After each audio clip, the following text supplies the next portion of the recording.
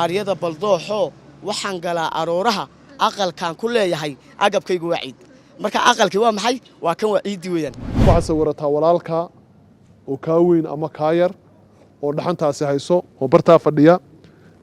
oo timuhu saa ugu baxeen oo duruufaysan waxaan leeyahay horta xildhibaanada ilaahay xildhibaanada ka soo kale barxad batuulo miiran haydin ka dhigo iyadoo lagu guda jiro waqtiyadii dhaxamaha isla markaasina badi dariiqyada waaweyn ee magaalada caasimadda Hargeysa ay ku dayacan yihiin caruur fara badan oo iyagu darbi jiifa ayaa xildhibaan barxad jaamac batuun oo isagu kaashanaya afayeenka darbi jiifta Xuseen Mandela waxay koodhan ay dhaxantaasi ka xidhaan u qaybiyeen qaar ka mid ah darbi jiifta iyagu waqtigan ku sugan magaalada Hargeysa waxaana xildhibaanku uu dul istaagay meelo fara badan oo ay ka mid tahay dooxa weyn ee magaalada Hargeysa halkaas oo uu kula kulmay caruur saq dhexe hurda dooxa dhexdiisa waa saq dhexe dhaxan badan baa dhacaysa bartaan joognaa waa dooxa Hargeysa waxaan la joognaa dhalinyar runtii waayaha nololeed ee kala duwan runtii noloshooda ay wajaheen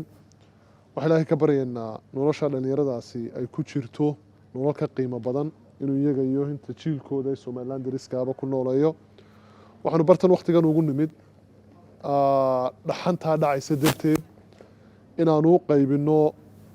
jaakeedo ay dhaxanta ka xidhaan ujeedkaanu bartan ugu nimid waxa weeyaan in dadka reer Somaliland ee qurba joogta ganacsatada iyo inta khayrka jecel ayna Hargeysa kaliya taa ayna ka bilaabinay lixda gobol dhalinyar noocan oo maxay haytay waalidiintood waayay oo gidaarada jiifsada ay jiraan marka in mas'uuliyad la iska saaro waxna la taro ilaahay dartiina loo taro si marka wanaagan isuga dabadayno waxaanu dadka ku baraarujinaynaa inay qayb ka noqdaan inuu qof kastaba walaalkiisa u baahan uu wax taro waxaan u mahadnaqayaa Mandela oo gudoomiyaha dhalinyaradan duruufuhu hayaana Mandela runtii waa nin halgamaya nolosha noocana runtii ka soo baxay iyaga u dooda waxaan jecelahay qof kastoo jecel dadka inuu wax taro oo lixda gobol uu wax ka taro oo Hargeysa wax ku taro dhalinyaradeenna inuu Mandela toos ula soo xiriiro bustayaal buu baahan yihiin nolol buu baahan yihiin rehabilitation buu baahan yihiin waqtigii baynu galnay dhaxmaha daryeel khaas ah buu baahan yihiin marka bartan inaynu isku baraarujisano inaan dadkeena tabaalaysan guud ahaan wax tarno oo dadka barakacayaasha aan wax tarno oo dadka waalwaalan aan wax tarno oo isku naxariisano ayuun baan bartan aanu fariinta ugu duubaynaa waxa laga yaabaa inaad guri daara ku jirto inaan dhaxan arkaynin waxa sawirata walaalka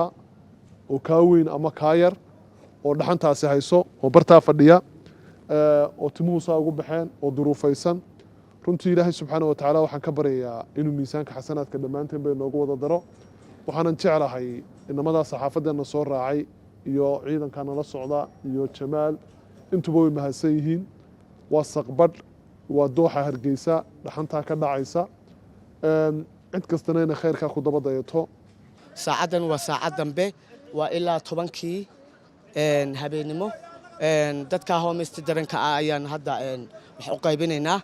ilaahay waxaan ka rajaynaynaa guushaasi inay noqoto guul dhameystiran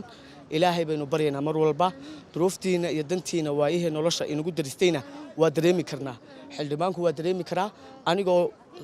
muwaadinana waan dareemi karaa dhaxantani iyo gaajadaba meeshan gidaarka markaan joogno waa si xun ay noo gashaa balse dawladana khayr baan rajaynaa ilaahay khayr siiyay dawladda ma dhaxamonaysaa ha dhaxan bay haysan ka dhaxan badan waxa la yiri waxaan ahay masaakiino maan helin amaaniyo wehel lagu aamino aadmiga naftaydo aaryada baldooxo waxaan galaa arooraha aqalkan ku leeyahay agabkaygu waa ciid marka aqalkii waa maxay waa kan waa ciidii weeyaan ciidana wayna lagu aasaya oo waa amba baxayna maalin kaliya ku amba baxayna laakiin se qofka naxariista sameeya ilaahayna halka samada uga naxariista soomaha marka insha Allah bilmillahi kariim waxaan rajaynayaa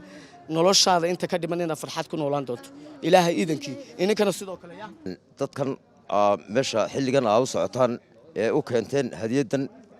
maxay ahayd dayactirka ee dhaxamaha dhacaya goortan dad badan oo aan garanayn intaa ayaa jira oo maaliyaddana alla u dhiibay haddana intaa in leeg xasanaadkeeda dee ilaahay unbaa qiyaasi karaa waxaa weeyaan aad iyo aad baa ugu mahadsantihiin boqolkiiba boqol ilaahay baana idka abaalmarin doona waxaan leeyahay horta xildhibaanada yaa ilaahay xildhibaanada kaasoo kale barkhad batuul oo miidhan haydinka dhigo oo muwaadinoo dadka u damqanaya horta waa arkaysaan waa yar yar anigu waxaan ka mid ahay odayaasha xaafadda waxaanan ka mid ahay gaadhka guud ee halkan noloshooda waxay ku soo saartaan derbajiifka aad arkaysaa salaaddii way kala hayaan waxa ay soo ururinayaan daasado nin walibana baalis buu qaadanayaa dabeetana noloshooda way la soo baxayaan waxaan u mahadnaqayaa xildhibaan barkhad batuun oo maanta derbajiifka ku soo booqday xaafadda biibsiga anigoo odayaasha xaafadda biibsiga ka mid ah ee gaadhka ilaaliya waxa aan leeyahay aad iyo aad iyo aad ayaad u mahadsan tahay barkhad xildhibaan barkhad jaamac batuun ayaa inta la ogyahay waxa uu noqonayaa masiilkii ugu horreeyey ee intii lagu guda jiray xiliyadan dhaxanta si iskiya wax ugu qaybiyay islamarkaasina wuxuu taraa carruurta darbijiifta ee ku dayacan dariiqyada Somaliland gaar ahaan magaalada caasimadda Hargeysa waa maxamed andar MMTV Hargeysa